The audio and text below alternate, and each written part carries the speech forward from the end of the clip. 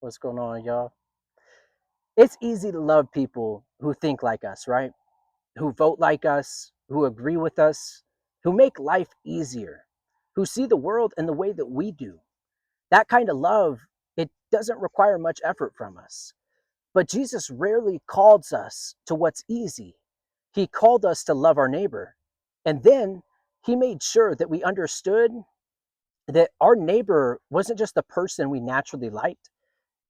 And I've been wondering lately if one of the greatest problems in our world isn't simply that we've stopped listening to one another. Maybe we've stopped seeing one another.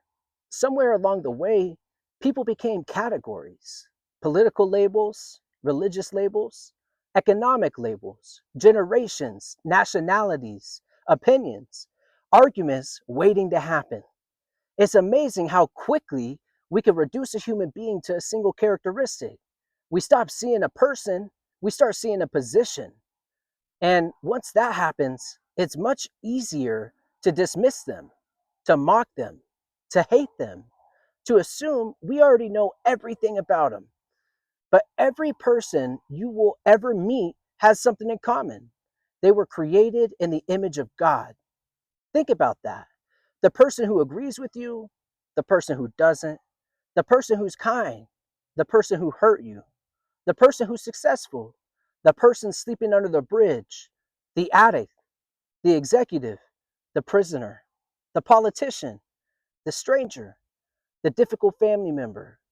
Every single one of them carries a value that doesn't come from what they've done. It comes from who made them. That doesn't mean that every decision is good. It doesn't mean that every belief is true. It doesn't mean that we ignore evil. It means we refuse to forget the humanity of the person who's standing in front of us. Jesus did this over and over. He saw the tax collector before everyone saw a traitor. He saw the woman at the well before everyone else saw a reputation. He saw Zechariah before everyone saw his greed. He saw Peter beyond his failure. He saw Matthew beyond his profession. He looked past what people had become and he saw who they could have become through God's grace. And I've started asking myself a question that's honestly uncomfortable.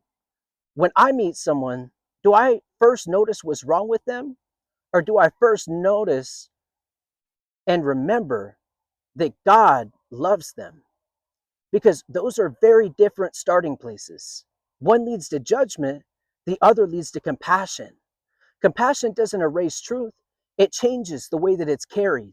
And I've realized that it's impossible to genuinely pray for someone every day and continue to hate them. Prayer softens something inside of us, and it reminds us that we all stand in need of mercy. That doesn't mean that every relationship is safe. It doesn't mean that wisdom disappears. There are people we still need healthy boundaries with. There are destructive behaviors we should not enable. Jesus himself walked away from some people. He didn't entrust himself to everyone. Love isn't the absence of wisdom, but wisdom should never become an excuse for refusing to love. Sometimes I wonder what would happen if we spent less time trying to win arguments and more time trying to understand the people we're talking to. Not because understanding means agreement, it doesn't, but because people are more than the opinions that they hold, more than the mistakes that they made, more than the labels they've been given, more than the worst day of their lives.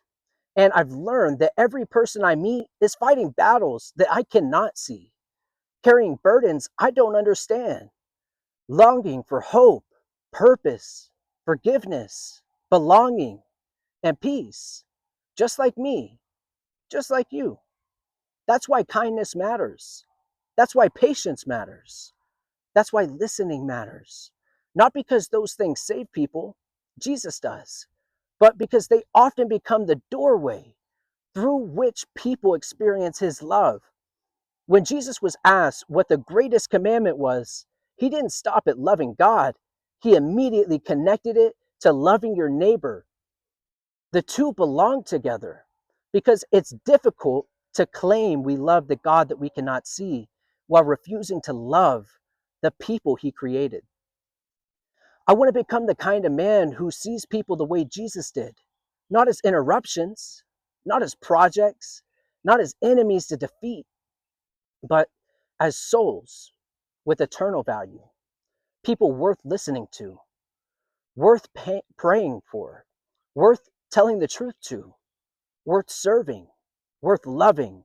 Because every person you meet, no matter how different that they are, no matter what they've done, no matter where they've been, bears the image of God. And if I can remember that, I think it'll change the way that I walk through this world. And if you can remember that, I think it will for you too. And hey, I just appreciate you for being here. It's a beautiful day today. To the next one, peace.